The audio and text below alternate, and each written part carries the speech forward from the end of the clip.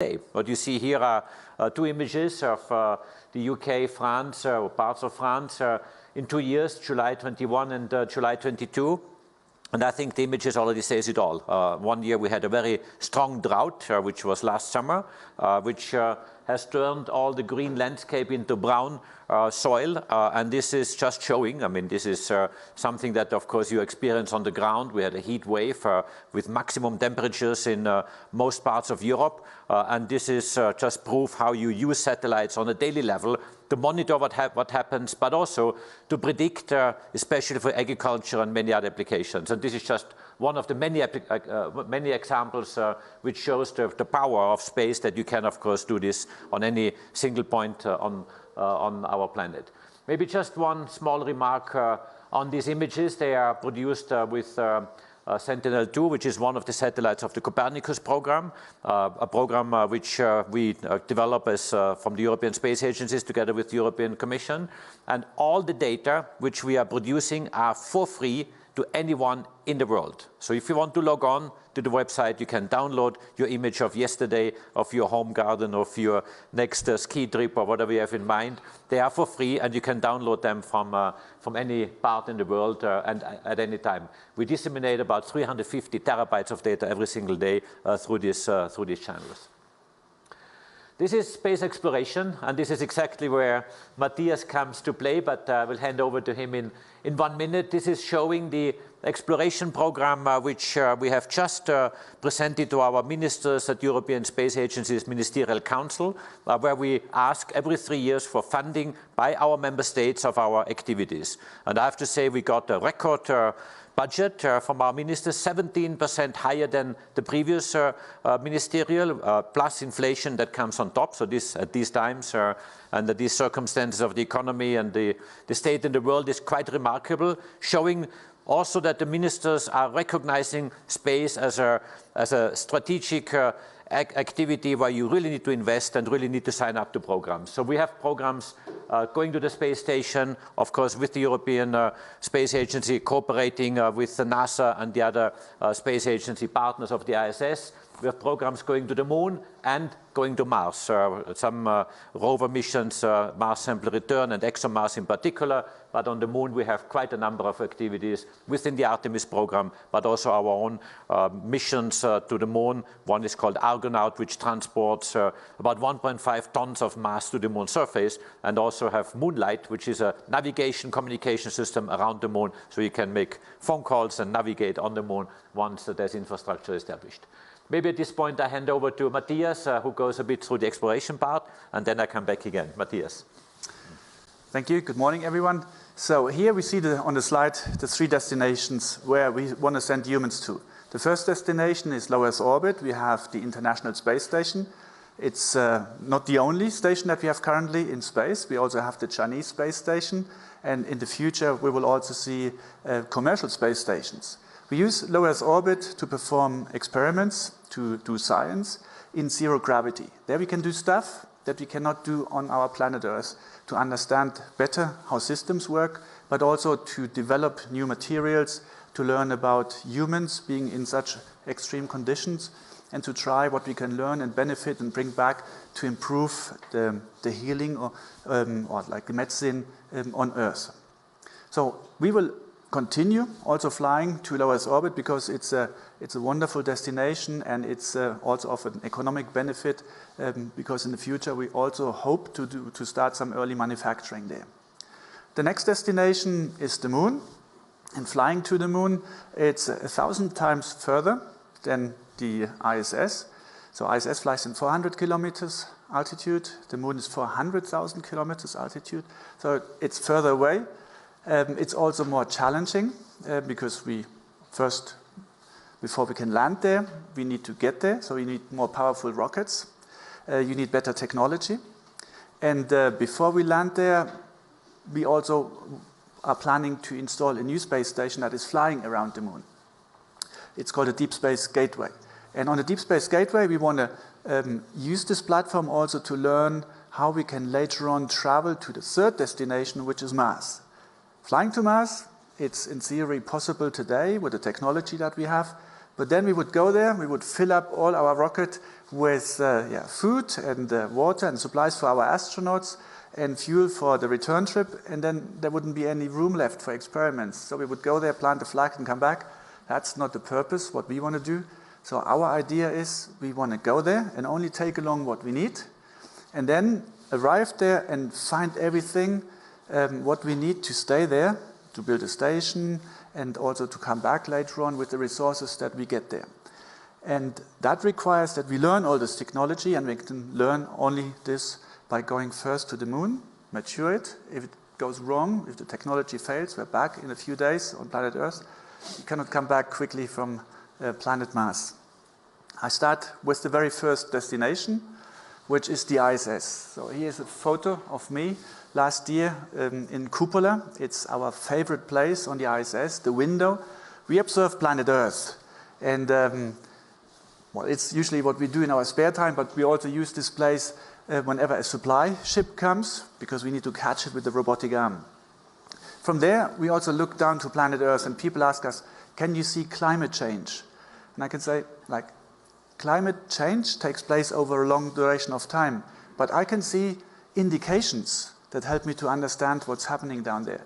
So you look down, you see planet Earth is absolutely blue, and in the background it's all black. It's the darkness of space.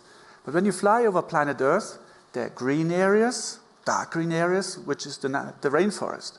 And right next to it, there's a light green area, which is the agricultural area. And somehow there are very, very many fires exactly on the border between the dark green and the light green. And that's when you understand people are burning down the rainforest to create more room for agriculture. And then you fly further on and you see like desert areas. And you think like, shouldn't there be a lake here? In my old maps, there's a lake, the Aral Lake, and it's gone. You don't see anything. So that's what we as astronauts can observe from space. We understand there is a climate change, but obviously the satellite data provides way more insight. That was the most exciting day for me in space, stepping outside of the spacecraft, stepping into the unknown, repairing something on the outside, but also installing new stuff. And to do this, we need space hardware. And this space hardware we need to improve in order to enable us also for the future to explore the moon. And maybe you can say a few words because you're the expert on this technology. Oh, thank you. Well, EVA, or extravehicular activity. So think about it as taking the entire spacecraft, all the systems, and shrinking it around the human body. So I think it's an engineering feat. But the disadvantage is you're in a pressurized balloon, a pressurized shell. So the astronauts really have to work against the suit. So advanced technology hopefully will go with human performance. We're getting to the moon. We're going to go on Mars. We're going there to explore, to find the evidence of past life or life. So we really need to make the astronauts very, very mobile. So that's where future technologies come in. We're protecting them, we're keeping them alive, keeping them safe, but it's quite a feat, an engineering feat, because you have to provide oxygen, scrub the carbon dioxide, make sure that they're safe and comfortable.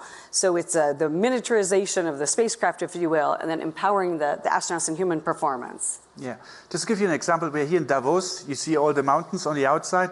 On the moon, we want to climb down a crater, which is, I believe, 2 kilometers deep. It's very steep. So imagine this suit and climbing down the hills here on Davos, you wouldn't have any chance. So that's why we need better technology to enable us space exploration. And this is the beginning of the new exploration era. It's the Artemis 1 launch.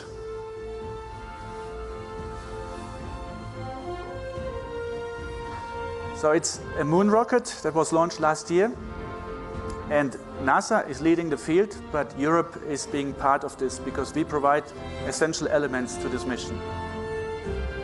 We here see the Orion capsule, which will bring astronauts to the surface of the moon, or to the orbit of the moon, I should say, and from there we descend. And this capsule is driven by European technology.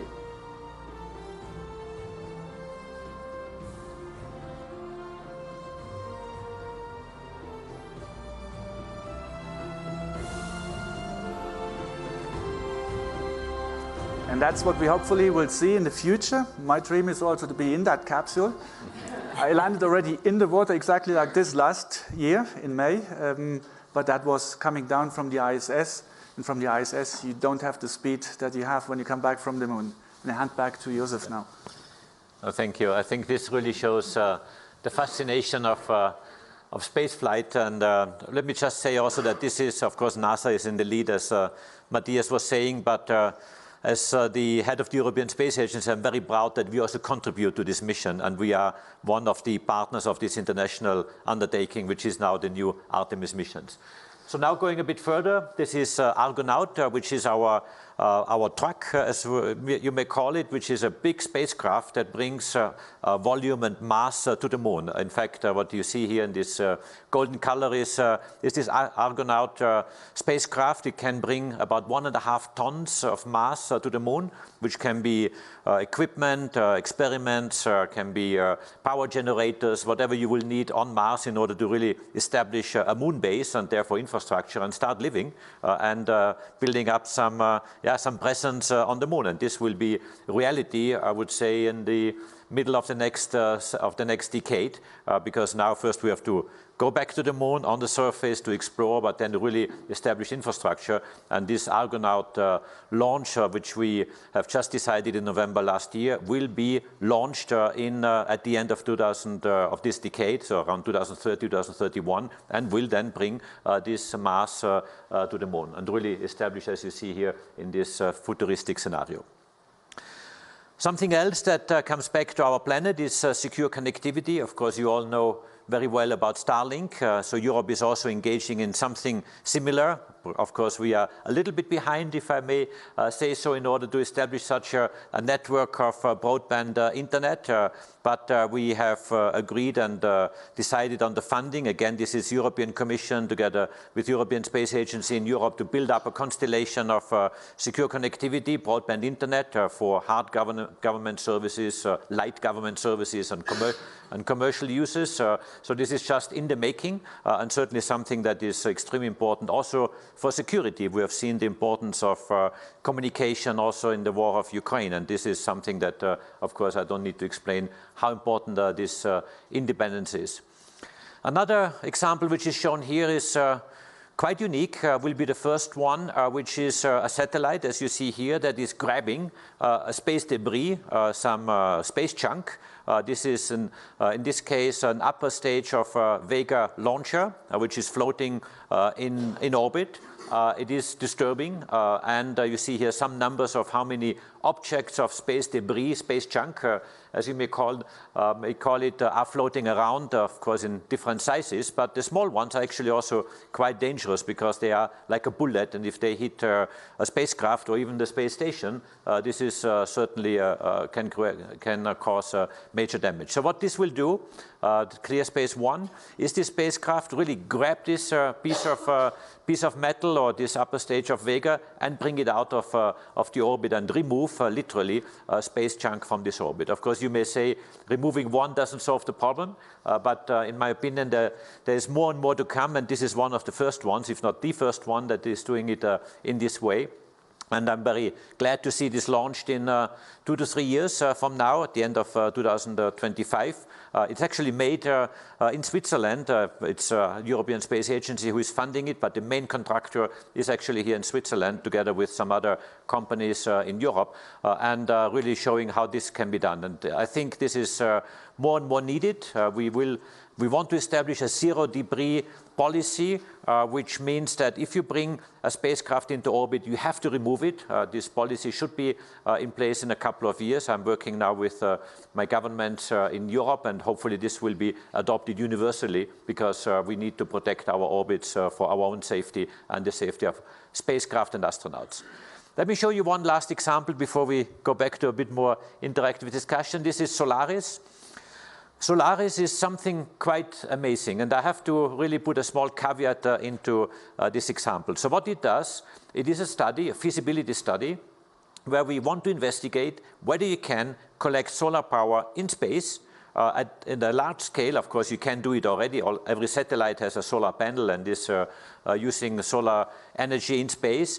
But what we are proposing here is to really have a big structure, which will be a few kilometers wide or long in dimension, a few thousands of tons heavy, so just to give an impression of the dimensions, that could produce electric power in the order of gigawatts. And these gigawatts then beaming down to the surface and then collecting them, of course, at the surface and then using them for electricity, for energy as we need them.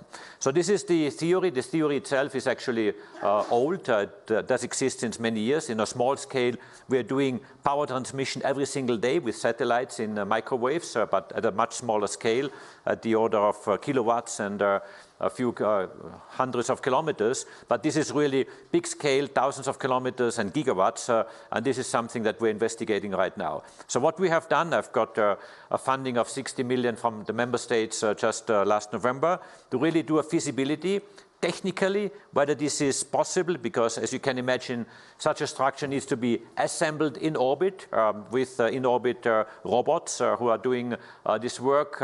You have to stabilize the structure, that it's not moving away and staying on the position, and of course testing technology of power transmission from a geostationary orbit all the way down to the surface with all the complications you can imagine, and this is the feasibility we are doing from a technology point of view.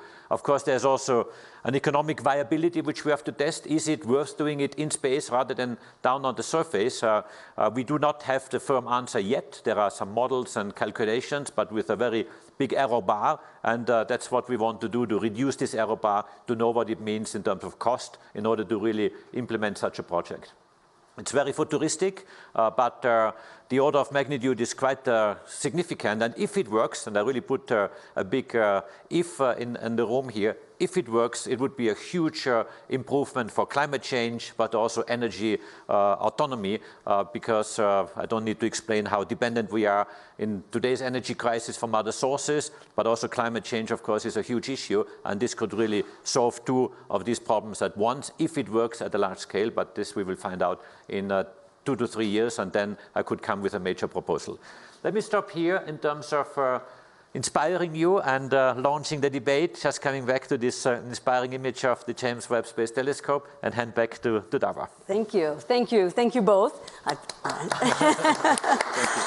Thank you so much for the inspiring words. So again, starting out close to Earth, low Earth orbit on the International Space Station, we are living off planet. Matthias is living off planet and humanity will continue to live off planet. We will become an interplanetary species, going to the moon to stay this time, to buy down our technologies in preparation of that human mission and exploration of Mars. Why Mars? Simply in exploration, I think we have 3 fundamental questions. Are we alone in the universe? Are there other habitable planets? And what about life? And when will we find it? Past life, or current life? We have the chemistry, we have the building blocks of life in our exoplanets and on Mars. Sulfur, hydrogen, the building blocks, the chemistry that life would like to exist. So it's an amazing future. It makes us as technologists dream big, make sure that our technology can go to these amazing places. And hopefully you also heard coming back to home. What are the benefits of exploration for humanity in terms of power, in terms of also the biomedical applications, in terms of we always have to be thinking about climate. And we observe the overview effect. All astronauts look down on Earth and think of spaceship Earth. They think of humanity together. They don't think of which nation they're from. They think of everyone together. We all are astronauts. We've lived through the pandemic. You've been in isolated confinement. And so you're all astronauts. Welcome to the club. You know how it's like to be an astronaut, and we know that we're better together for some of these huge challenges. So we're going to open it up for your questions. What's on your mind? What do you want to ask about the future of exploration? Please, we're handing around a mic, and here it is. Maybe introduce yourself real quickly, and then your question. I'm Siddharth Jain from India. Question about going to Mars. Is there any way to shorten the time period, or is there any technology coming up which will increase the speed of the craft and reduce the time from 6 months to any shorter period of time? Any new engines coming up for that? I mean, this is a big question which is on the mind of major space agencies. I know that NASA is doing a lot of research in this direction as well, also we at the ESA side. Today, it does take 6 to 8 months to go there. This is the reality, and you can imagine for astronauts like Matthias and his colleagues, to be 6 to 8 months confined in a space capsule, to go there and then stay there for a while and again 6 to 8 months back is a long mission and also dangerous, if I may say so. So of course we want to reduce that. Today there is no proven technology on the table, but I can tell you that we are working, we means NASA, ESA, other space agencies, a lot, very intensely to shorten this time significantly. Of course, nuclear propulsion is one of these sources that might do the trick, but there are a number of questions attached to it. So yes, we're working on it, but not yet ready. Yeah, but hopefully in the next, like you said, hopefully in the next decade, because we'd love to shorten the trip to half. You know, wouldn't it be fantastic if we could go in 3 to 4 months? And so NASA, I was a former NASA deputy administrator in the Obama administration. And so placing those research and development, you know, putting it into science, research and development, so that in the next decade, when we get to Mars with humanity in the 2030s, then maybe that's a possibility. But right now, we have heavy lift launch. Fantastic. The Artemis, that's step one. Get back to heavy lift launch capability, which we now have, again, after 50 years for getting to the moon next, and then Mars beyond that. Hi, Kimberly Washington, founder of Space for Girls, and also executive vice president and equity partner of Deep Space Biology. We've worked with NASA for the past 2 years. And my question is about human health. All of the ambitious goals that all of the different space agencies are aiming for to put humans on the moon, humans on Mars.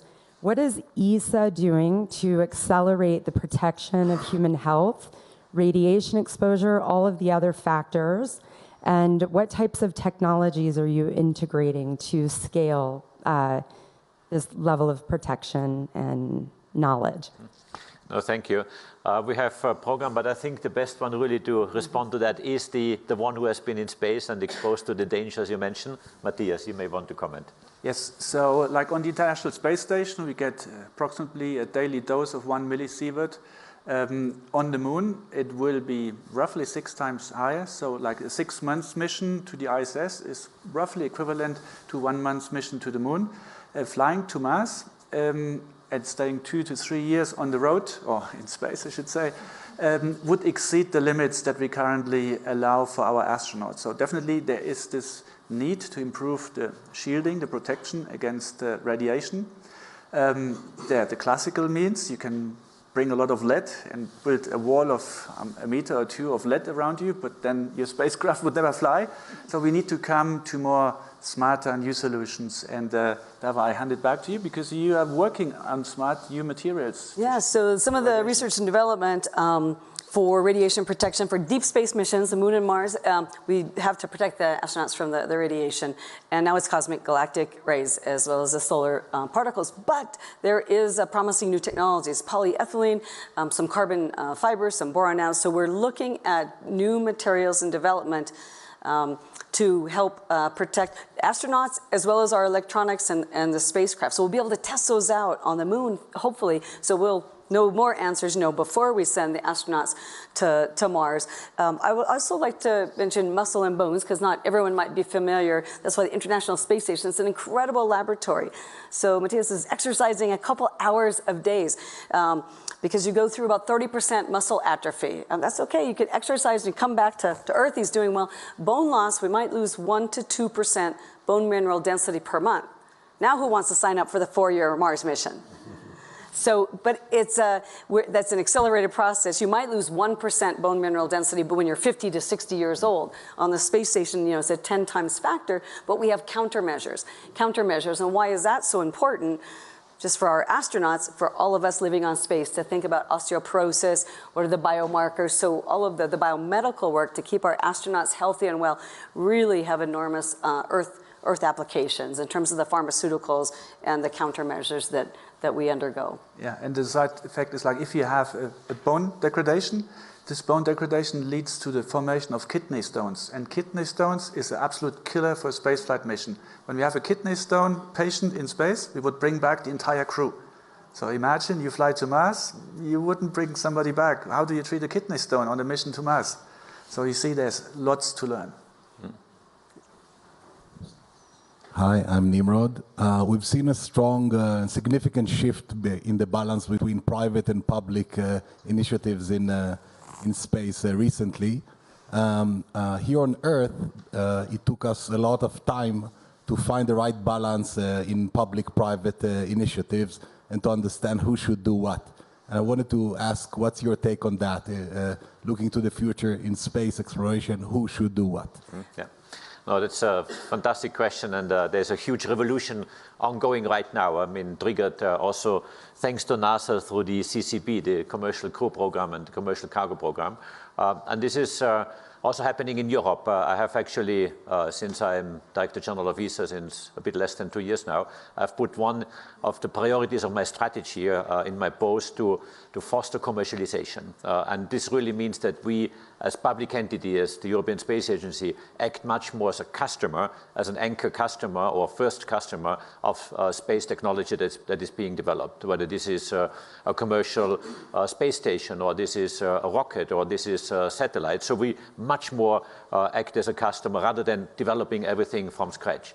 Having said that, of course, and this will remain our core responsibility, we will keep developing technology, either as building blocks, an engine for a rocket or some elements, but together with industry. And the approach will much more be one of co-engineering together with industry, where industry takes responsibility as the application matures. So yes, there's a huge revolution ongoing in the US, also in Europe, and this is something that will change space drastically in the next decade. And actually that's quite good, that's quite exciting, because that really brings it much more into the private domain, in the commercial domain, and this is what really drives it forward. Yeah, our public-private partnerships, like I mentioned when we laid them out for NASA, the government has a huge role to play in all space agencies to exploration, to get us beyond. But when it makes business sense, let's have the private sector do that. Governments aren't great at that. So in terms of the operations, let's have the private folks. So we've seen disruptive innovation, not so much in the technology, but in the launch frequency, in the capabilities. And that's what the governments are betting on. Let's see that disruption in the business model, the organizational change. So can we move forward? So it really is teaming between governments, industry, and I would add academia as well for the future. And those partnerships are really important, and the last decade's kind of laid the groundwork for this. Very exciting for the real democratization and access to space. We are out of time, but I want to thank again our panelists for such an inspiring talk. Thank you. Thank you. And thank you. Thank you. Thank you. And to you, the audience, so exploration is back and thriving is the final message to leave you all with, and you all need to be a part of it, and you're all welcome. Thank you.